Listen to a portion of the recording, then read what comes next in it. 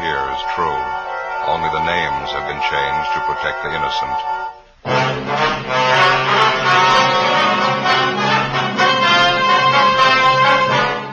You're a detective sergeant. You're assigned to homicide detail. It's New Year's Eve in your city, and you're on special duty. Thousands of people crowd downtown streets. One of them is a killer. Your job, find them.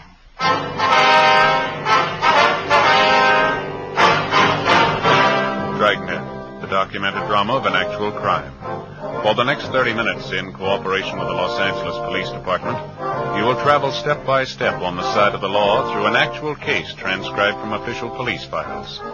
From beginning to end, from crime to punishment, Dragnet is the story of your police force in action.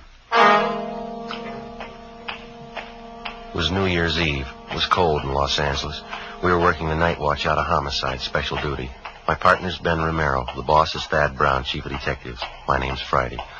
I was on the way back from dinner, and it was 8:35 p.m. when I got to room 42. Homicide. Joe? Hi, Barney. How is it outside? It's cold. Not keeping people at home, though. Did you check the crowds? Yeah. Been watching her from the window here. Seems bigger than last New Year's. Crazy. You're on with Ben and me tonight, is that right? Uh-huh. Thought I was going to have it off. Wife had a little house party planned and everything. Well, that's too bad. Maybe next time, huh? Yeah, that's what I said last New Year's. Now, guess we better start moving. Yeah, where's Ben? He went down the hall a minute, said he'd be right back. I better take my top coat, huh? Yeah, I would if I were you. Nothing for us in the book, is there, Barney? I almost forgot Jack Conley called, having a little party out at his house. Wants you, Romero, to drop around when you get off. Said he'd call back. Oh. Hi, Joe. Hi. You about ready? Yeah, let me grab my overcoat. All right. I just tagged back communications. Switchboard's lit up like a Christmas tree during a military bid. Just like last year, they're starting off strong. 415s, 507, calls coming in with a dozen. I'd like to see it just once. People celebrating New Year's without tearing up half the town. I get it. Homicide Friday. Oh, yeah, Jack. Yeah, well, Barney just mentioned it. Well, we'll try and make it. You know how things are tonight. Yeah, we'll try, sure. Thanks a lot. There's Jack Conley, Ben, on his way home. He wants us to drop by his place if we get off early tonight. Not much chance of that. You ready? Yeah, I am. You, Barney? Let's go.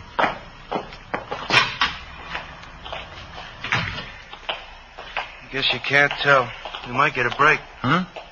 The crowds are starting in pretty early. Good chance they'll break and go home right after midnight. That should get us off early.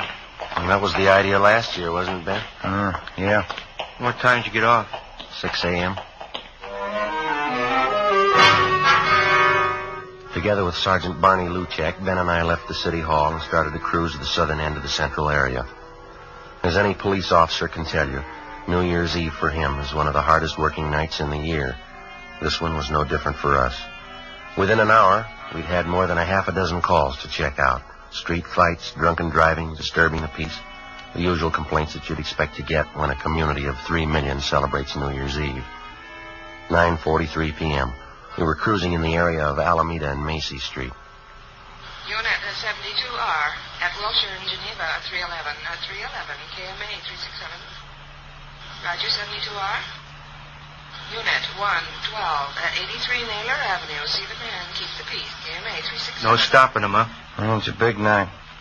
Smoke, Joe? No, no thanks. Attention all units in the vicinity at East Main and Darwin. An officer needs help. Well, looks like we got one, huh? Yeah. All units in the vicinity at East Main and Darwin. An officer needs help. KMA 367. I guess we better handle it, huh? All right. Next one to the left, Ben. We can go out Darwin. Well, I better call him. 80K to Control 1. 80K to Control 1. What's the matter? Well, I guess they're busy. 80K to Control 1. 80K to Control 1. Stand by, 80K. Attention, all units. All units in the vicinity. The call to East Main and Darwin is now a shooting. I guess you better push it, Ben. Yep.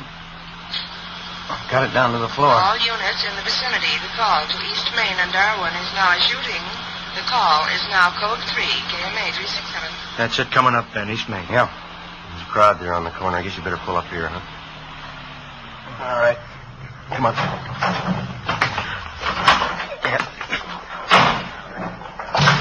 Over by the light pole, Ben. Joe, Man lying on the sidewalk. You want to check the crowd, Barney? Yeah, okay. Let us through here, please. Can we get through? Excuse me? Look, will you please get back? Move back, please. All right, come on. I wonder if you just move along. Just move along there. Move along. That's Give us right. a little room to work. Thank you. Ben, Yeah, Joe? have a look here. No. That's Jack Connolly. That? He's dead. His full name was John Patrick Connolly, serial number 367. He was one of the veteran officers in Central Homicide. He lay face down on the pavement, one of his legs straddling the curbstone. He'd been shot twice at the base of his skull. There were 4 more bullet wounds in his back. Ben got to a phone, called Homicide, and told them what had happened. 24 cruiser cars and more than 100 men were immediately dispatched to the scene of the killing. They circled the area for a dozen blocks around and started a door-to-door search for the killer. Suspicious-looking pedestrians were stopped at every street corner and questioned. 10:30 p.m. The ambulance arrived and Jack Connolly's body was taken to the morgue. Along with Thaxter and Bryan from Homicide, Barney Luchek, Ben, and I continued checking in the immediate vicinity of the killing. We found no one who'd admit that they actually saw the shooting. Half a dozen people in the crowd told us that they heard the shots and they saw Connolly fall to the pavement. They'd also seen a man standing behind Connolly turn and run down the street right after the shooting. No one had followed him. The man was described as medium build, wearing a dark suit and a dark hat. That's all they could tell us. 11:25 p.m. Ben and I met Barney Luchek back at the car. Morning. Did you get anything? Checked out every store in the neighborhood that's open. Not much. How about you? No, it's the same. Pretty thin. Bryan and Thaxter turned up a newsboy down the street. He told him he saw the guy in the dark suit running down the street. Yeah. Thought he saw the guy come out of this bar here. We heard that too, Barney. We talked to the bartender. He doesn't recall the man. Oh, say, I almost forgot. I checked with the office. Mrs. Connolly's been calling in. Wants to know where her husband is. Oh, yeah. I asked personnel to hold off notifying her. Thought maybe you fellas would want to tell her. You knew Connolly pretty well, didn't you? Yeah, long time. Family man? 3 kids. If you fellas don't want to tell her, I'll call personnel back. They can do it. No, it's all right. We'll tell her.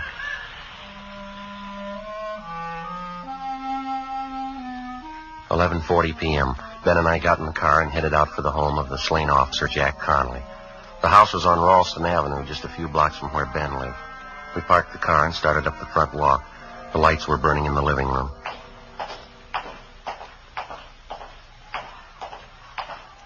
Lousy job. What? I said it's a lousy job. Yeah.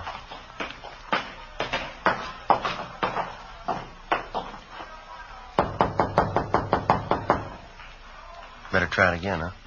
I heard it. Somebody's coming. Oh.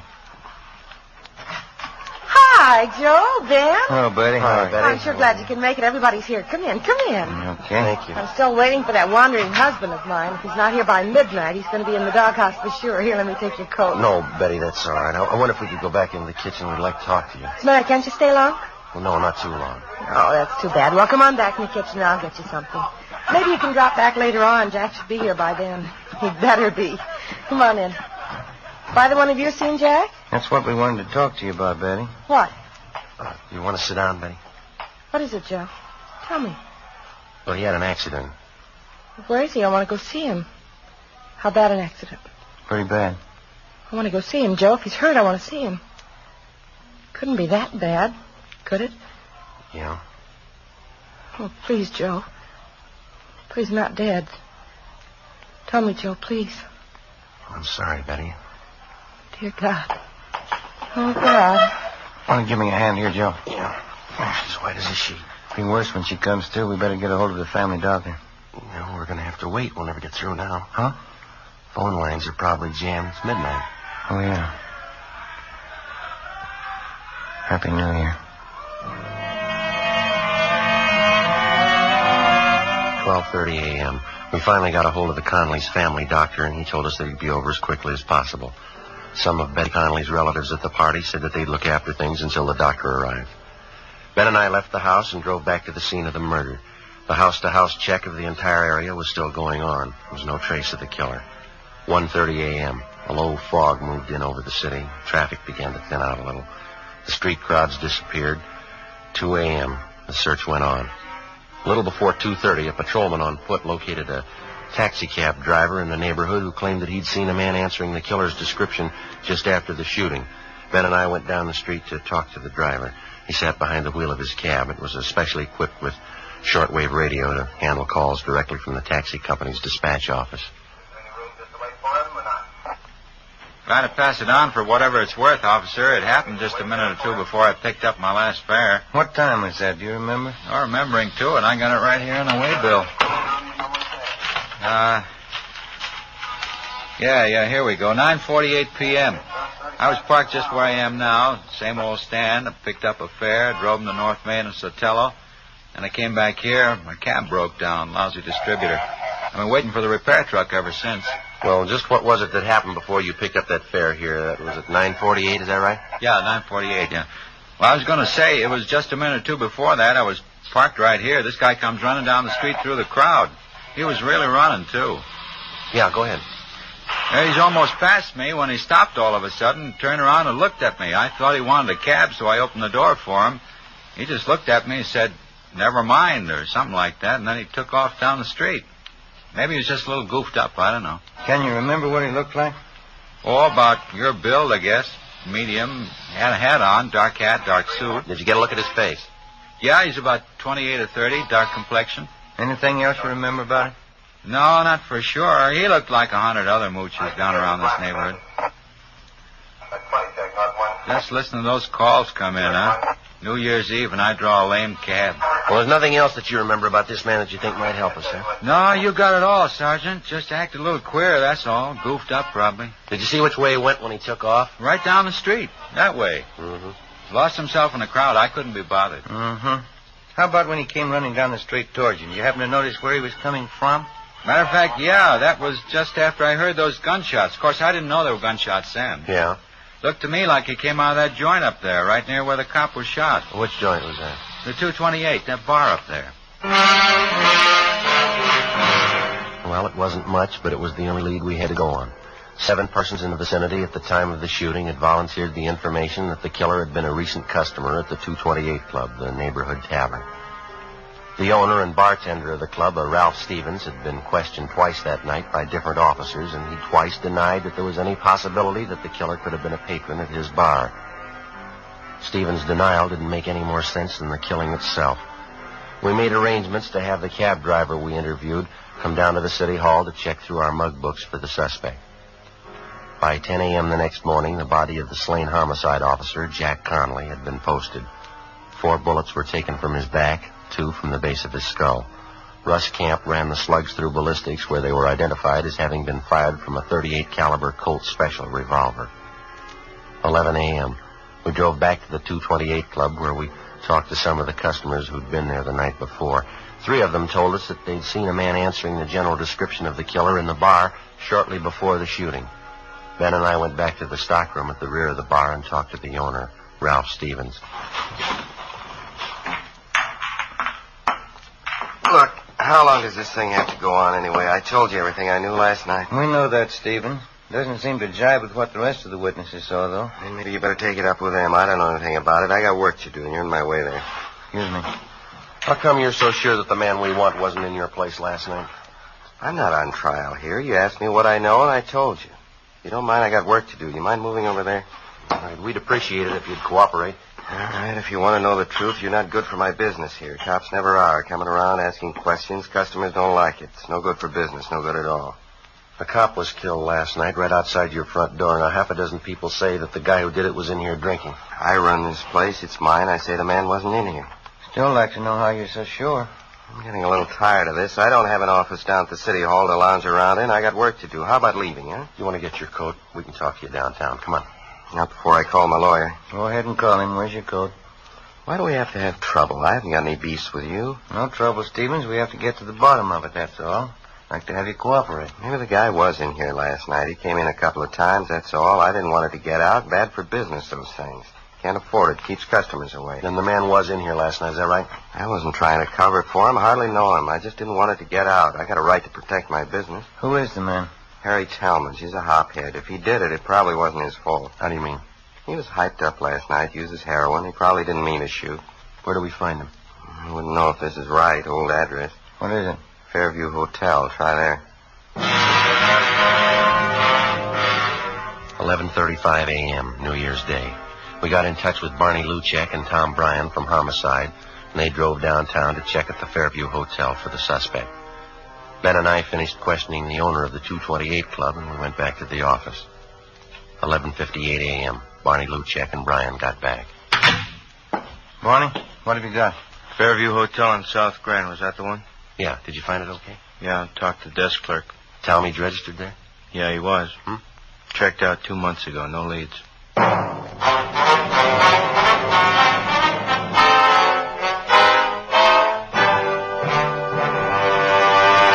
You are listening to Dragnet, a series of authentic case histories documented from official files.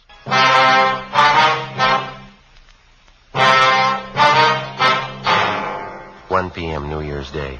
After we found that the suspect, Harry Talmadge, had checked out of the Fairview Hotel months before, Ben and I went back to the office and ran his name through R&I. The information given us by Ralph Stevens, the owner of the 228 Club, was apparently correct. The record on Talmadge showed that he was a confirmed user of narcotics.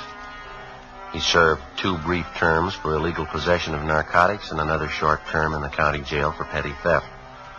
We got out a broadcast and an APB on Talmadge. We checked out all his known friends and relatives, the places that he frequented, hotels, boarding houses that he'd stayed at. No leads.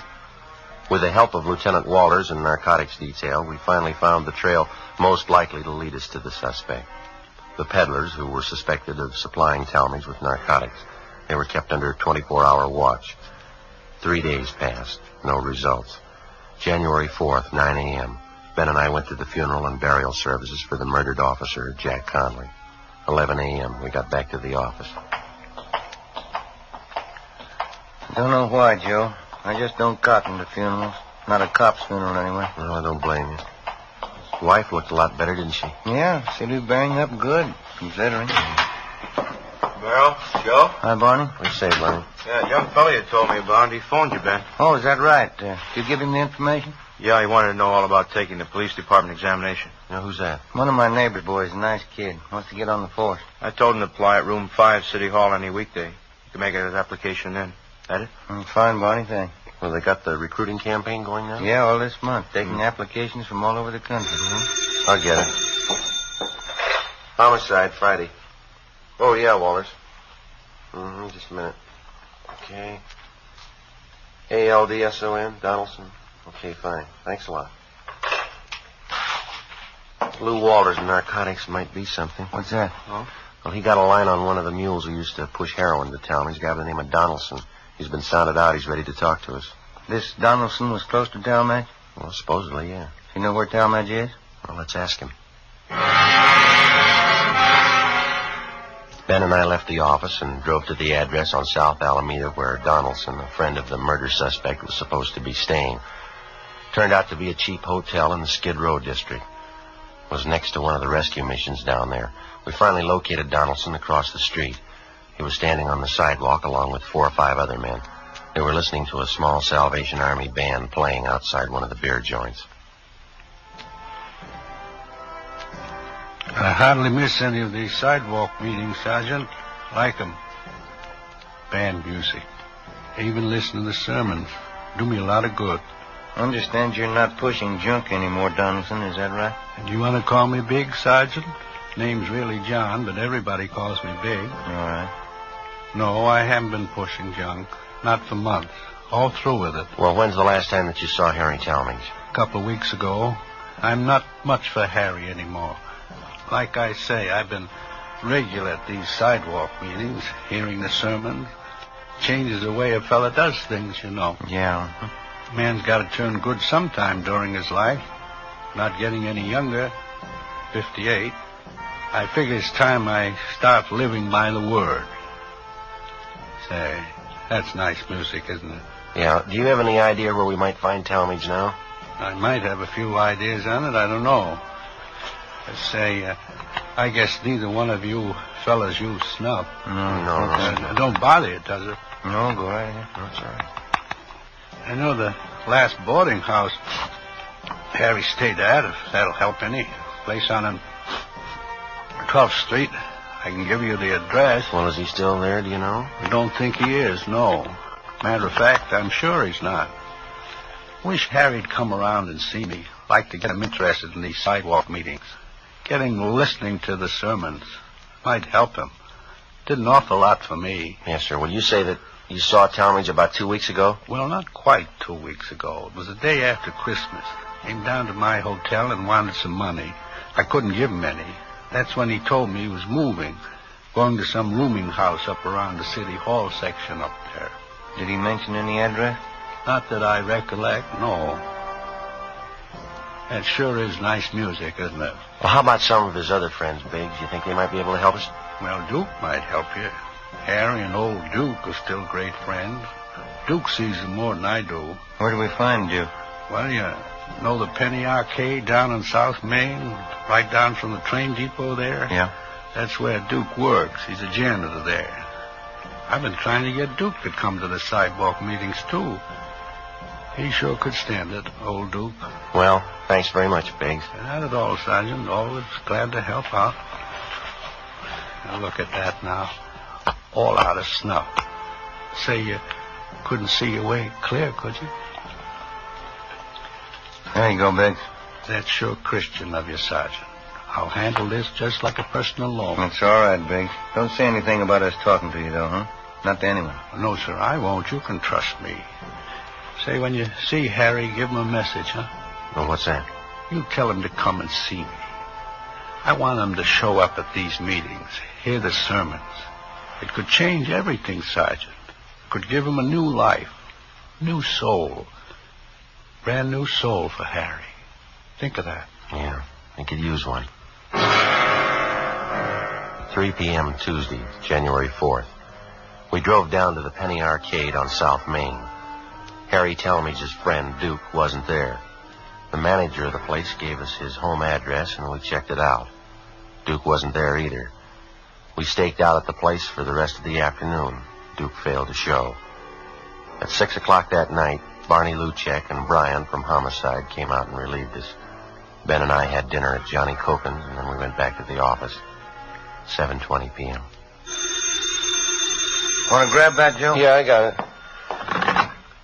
Homicide, Friday. This is Luchek, Joe. Oh, yeah, Barney. Talmadge's friend just showed up here. We're talking to him now. Will he tell you anything? Yeah, you got a pencil. You better write this down. All right, wait a minute. Just a second. All right, go ahead. 1727 West Hoover, apartment 3. It was 1727 West Hoover, is that right? Yeah. Apartment 3? Well, what's the pitch? Harry Talmadge. Duke says he's there now. All right, Barney, thanks. Bye. Luchek? Yeah, What's he got? Harry Talmadge. Supposed to be at this address. Ben and I got in the car and drove out to the West Hoover Street address where we met Luchek and Brian. 1727 was a small two-story apartment house, Spanish stucco in style. Apartment 3 was at the rear of the first floor. All right, Luchek, you want to pick up Brian and you cover the back. Huh? Right, Joe. Come on, Ben. Let's go. Huh?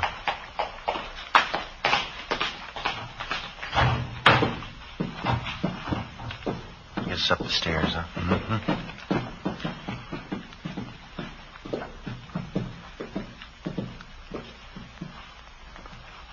Number 3. Okay. I'll cover you.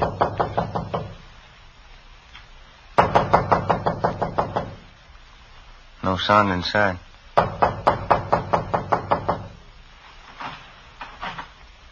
Door's open. Well, let's have a look.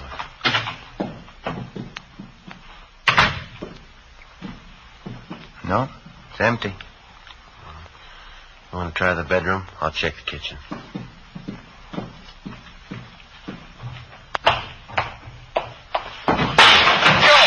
in here. All right, tell me. What's it then? Got a gun, Joe. Grab it. All right, you're a cop. All right, come on, drop it. Drop it.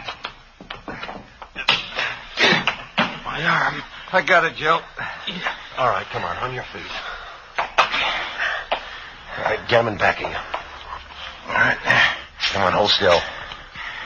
38 revolver, Joe. Colt Special. All right, how about it, Talmadge? It's mine. What of it? Where's your coat? I don't know. Why'd you kill him? Because I wanted to, that's all. He was a cop. Is that your only reason? I told you he was a cop. What's the difference? There's a big difference, mister. Why? I killed him. It's just one cop less. What's the difference? Ask his family. They'll tell you. The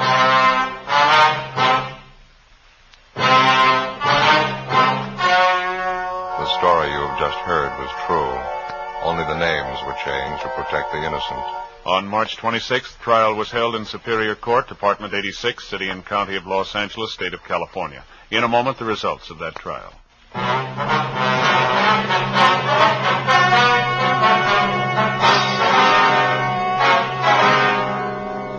Harold Wesley Talmadge was found guilty of manslaughter by jury trial and was sentenced to the state penitentiary.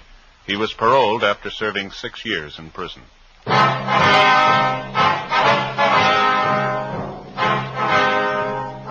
You have just heard Dragnet, a series of authentic cases from official files. Technical advice comes from the Office of Chief of Police W.H. Parker, Los Angeles Police Department.